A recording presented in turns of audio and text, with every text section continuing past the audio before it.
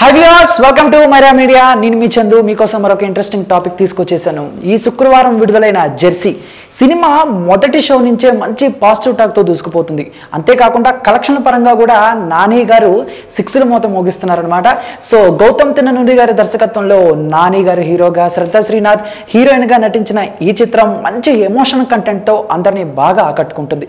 So మొత్తంగా చూసుకుంటే ఇక జెర్సీ వీకెండ్ కలెక్షన్ వరకు మనం చూసుకుంటే సో ఏపీ తెలంగాణలో జెర్సీ 20.10 కోట్ల వరకు ప్రీ రిలీజ్ బిజినెస్ జరిగింది. అలానే రెస్ట్ ఆఫ్ ఇండియాలో 1.90 కోట్లు, ఓవర్సీస్లో 4 కోట్లు.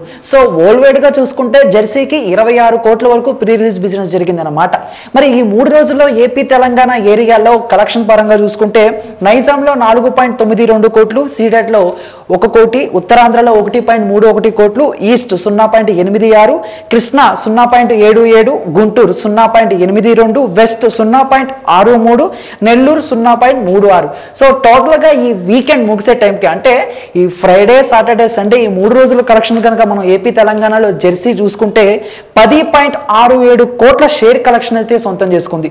సో ఇదే విధంగా ఇక రానున్న రోజుల్లో కూడా ఇక సినిమాకి పోటీ ఏది లేకపోవడంతో సినిమాపై మరింత అంచనాలు అయితే నెలకొన్నాయి. ఇక బ్రేక్ ఈవెన్ అవ్వటం ఖాయం అంటున్నారు. ఇక వారం తిరిగేలోపు నాని గారు 30 కోట్ల వరకు షేర్ కలెక్ట్ చేస్తారని చెప్పేసి వాళ్ళైతే అంచనా వేస్తున్నారు.